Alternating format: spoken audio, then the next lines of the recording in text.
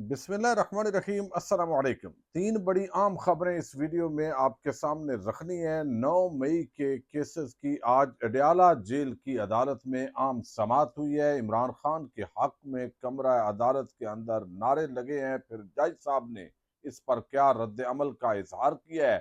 बुशरा बीबी की 9 मई के 12 मुकदमात के अंदर दरखास्तें थी, उन पर आज जज ने क्या फैसला सुनाया, ये तफसील आपके सामने रखनी है। दूसरी तरफ दोबारा गिनती के मामले पर 3 नशिस्तों का जो केस है, जो अपील थी सुप्रीम कोर्ट ऑफ पाकिस्तान में, काजी फायज ईसा की सरबराही में 3 रुकनी बेंच ने आज एक फैसला सुनाया है। आखिर वही फैसला आया है जिसकी तवक्को थी, उसकी कुछ तफसील आपके सामने रखनी है। अरशद नदीम ने पाकिस्तान के हीरो बनने का एजाज हासिल किया, लेकिन कुछ ऐसे गुमनाम हीरोज हैं जिनको हुकूमत उस तरीके से फैसिलिटेट नहीं करती। इस ऐसे ही एक गुमनाम हीरो है मुराद सदेपारा। उसके हवाले से बड़ी अफसोसनाक खबर आई है।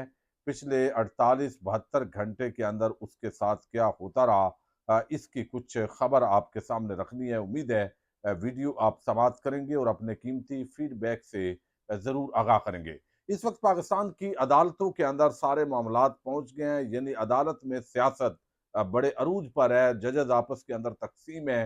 हुकूमत अपने पत्ते खेल रही है और साथ ही प्रेस कॉन्फ्रेंसेस के जरिए जजेस पर दबाव डालने की कोशिश हो रही है। और साथ ही जो ताकतवर हल्के और हुकूमत का जो एक पेज है, वो अपने तौर पर पूरी जो कोशिशें हैं वो कर रहा है। लेकिन एक खबर आपके सामने रखनी बड़ी ज़रूरी थी।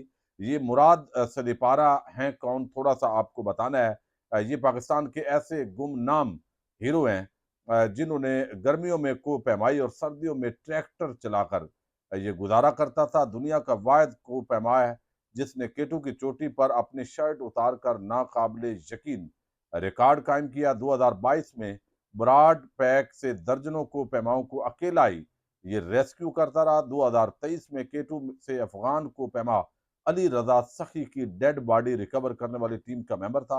इस रिकवरी ऑपरेशन से चंद रोज पहले मुराद सदपारा ने 6 रोज में 2 मरतबा नांगा पर्वत सर किया था। अगस्त 2024 में केटू से शगर के को पैमा हसन शगरी की डेड बॉडी रिकवरी करने वाली की टीम के अंदर शामिल था। इस तरह कई इनके कारनामे थे, लेकिन ये अपनी मुहिम पर थे।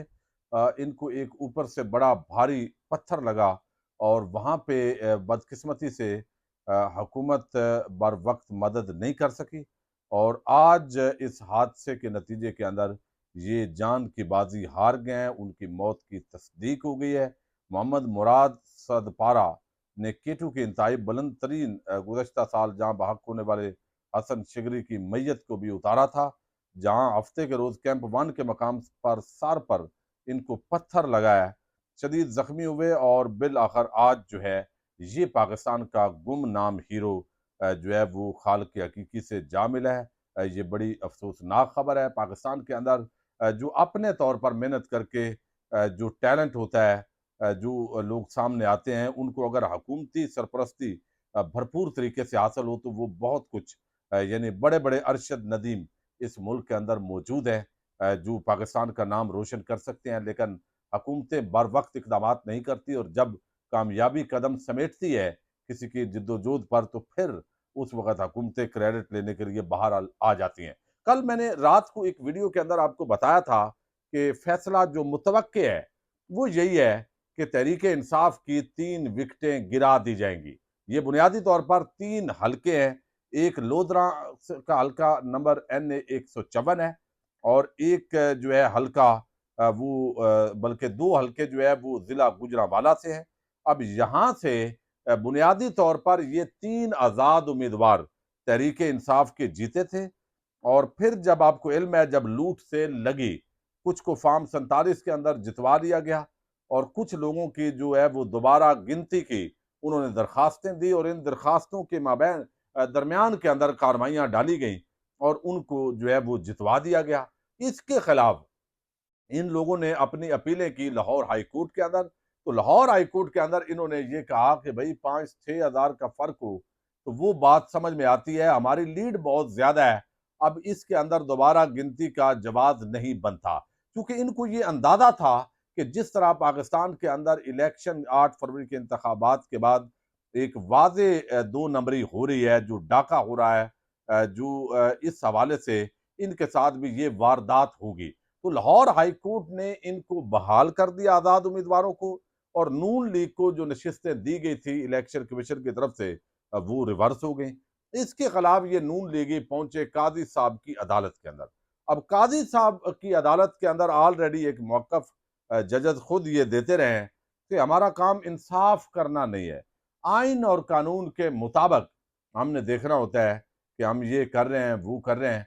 अब इंसाफ का तकादा कि धांधली हुई है, अब वोट रिजेक्ट कर दिए गए हैं, पहले कितने रिजेक्ट थे, अब कितने रिजेक्ट करके बंदे को हरवा दिया गया है, ये आंखें भी बंद हैं, कान भी बंद हैं, और ये हिस्स जो है ना, तमाम हिस्से वो खत्म है, ये नहीं देखना कि ये वारदात क्या डाली गई है। लेकिन बहरहाल ये इस नुक्ते पे कि दोबारा गिनती करवाना, ये जो उम्मीदवार है उनका हक उनको कानून देता है, तो लिहाजा दोबारा गिनती जो है वो उनका राइट दुरुस्त था, दोबारा गिनती हुई, वो जीत गए। तो लिहाजा ये जो 3 विकेटें हैं, ये बुनियादी तौर पर तहरीक इंसाफ की जो नशिस्तें हैं वो 3 आज कम हो गई हैं, और इसके अंदर 2-1 से ये बुनियादी तौर पर कादी फायज ईसा की सरबराही में 3 रुकनी बेंच था, जिसमें एक उनके यारे गार जिनको बोलते हैं जस्टिस अफगान, और उनके साथ जस्टिस अब्बासी थे। तो जस्टिस अब्बासी ने इससे इख्तलाफ किया है, 2-1 के साथ ये फैसला आया है। अब नून लीग के अरकान अजहर कयूम नारा, कामोकी से अब्दुर्रहमान कांजू, लोधरा से जुल्फ़कार अहमद जो है वो इनको बहाल कर दिया गया, और सुप्रीम कोर्ट ने लाहौर हाई कोर्ट का फैसला कलअदम करार दे दिया है। दोबारा गिनती में लीगी उम्मीदवारों की कामयाबी को बरकरार रखा गया है। तो ये आज तवक्को भी थी, और ये फैसला जो है वो आज आया भी है। अच्छा, अब इसके अंदर मखसूस नशिस्तों के अंदर भी जो चूंकि जहां भी तहरीक इंसाफ होगी, यानी वहां पे ये तवक्को अंदाजा होता है कि फैसला काजी साहब जिस बेंच में बैठे हों वो क्या आ सकता है। बहरहाल ये उन्होंने अपने तौर पे कानून और आइन की दुरुस्त जो है वो ताबीर की होगी, हम इस पे बात जो है वो अब नहीं करते। लेकिन दूसरी तरफ जो है वो अडयाला जेल के अंदर 9 मई के केसेस की समाअत हुई है। अब ये 9 मई के केसेस का जो फेज है वो शुरू हो चुका है, और ये जो समाअत है इसके अंदर एक तो जो दोबारा तोशा खाना जो केस है उसके अंदर बुशरा बीबी हैं, उन्होंने दरखास्त इस्लामाबाद हाई कोर्ट में दायर कर रखी है कि एक ही तरह के पहले भी मुकदमा है उसमें सजा मुअत्तल हुई, तो इन्होंने नया मुकदमा बना दिया है। तो ये नहीं होना चाहिए। आज उसके हवाले से हम अलहदा बात भी करेंगे। लेकिन बुशरा बीबी के 12 मुकदमात थे, उन पर बना दिए गए हैं 9 मई के हवाले से। रावलपिंडी के अडयाला जेल में 9 मई से जो मुकदमात थे 12, उनके अंदर अबूरी जमानत बुशरा बीबी की खारिज कर दी गई है आज जज साहब की तरफ से, और ये कहा गया है कि तफ्तीश 7 रोज में मुकम्मल की जाए। मुलजम जब इतने सारे मुकदमात में गिरफ्तार हो तो तफ्तीश जरूरी है। शेख रशीद, शिबली फराद, गुलाम सरवर खान, सदाकत अब्बासी, शीर मजारी, आदम सबाती और दीगर भी अदालत में पेश हुए हैं। तानिया 9 मई के 500 से जायद मुलजमान की हाजिरी लगाई गई है। बानी पीटीआई को कमरा अदालत में पेश किया गया। बानी पीटीआई, बुशरा बीबी और दीगर मुलजमान के जन्म से मोहम्मद फैसल मलक लीगल टीम की हमरा अदालत में पेश हुए। केस की जो है वो यहाँ पे जो है वो समात हुई। लेकिन ये जो सारी सूरत हाल है, अगर ये मैं आपके सामने रखूं, तो यहाँ पे अगर 2 मिनट के अंदर मैं ये वीडियो ख़त्म करूं, तो यहाँ पे ये बात जो है वो वाज़ेह होती है कि ये बुशरा बीबी की 12 मुकदमात के अंदर जज मलक आसफ एजाज, इन्होंने ये दरख्वास्त जमानत खारिज की है। ये जज बड़ी अच्छी साख के है।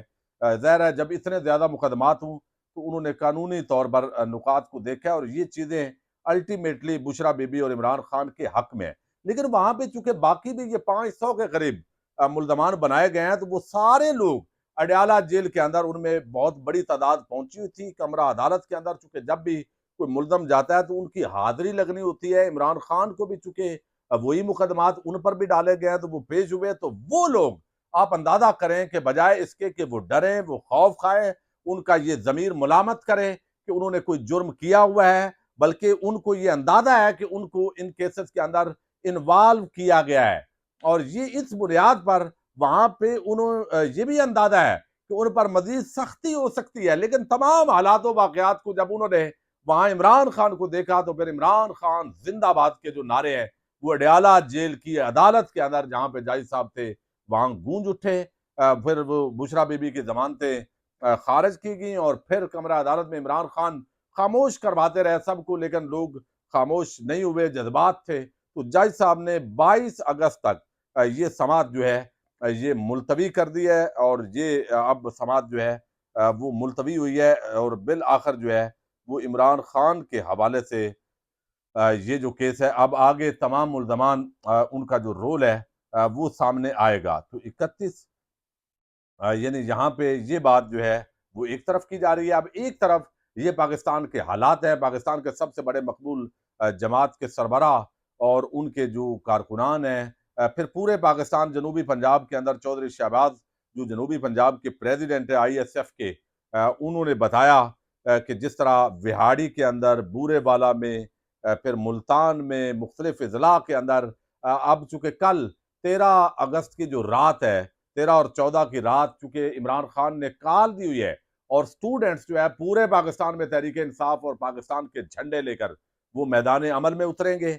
अब उस कार्रवाई को रोकने के लिए जो है वो गिरफ्तारियां हो रही हैं। दूसरी तरफ जो लबैक वाले हैं उन्होंने भी एक कॉल दी हुई है 14 अगस्त को लाहौर के अंदर बहुत बड़ा जलसा होने जा रहा है और ख़त्म नबूवत के मामले पे जो अभी हालिया सुप्रीम कोर्ट ऑफ पाकिस्तान का फैसला आया है उस तनाज़र के अंदर ये इंतहाई आम है, लेकिन उनके भी पूरे पाकिस्तान के अंदर जो गिरफ्तारियां हैं वो हो रही हैं। गुलाम मुस्तफ़ा साहब हैं, उन्होंने मुझे पूरा अपडेट किए है कि बहुत ज़्यादा मुख्तलिफ अजला की मुकम्मल तफसील है। तो इस वक्त जो गिरफ्तारियां हैं वो हो रही हैं ताकि 14 अगस्त या 13 अगस्त के जो प्रोग्राम्स हैं अवाम ने बाहर निकलना है, तहरीक इंसाफ के झंडे लेकर ना निकले या जो लबैक वाले हैं वो उस तरीके से अपना प्रोग्राम ना कर सकें।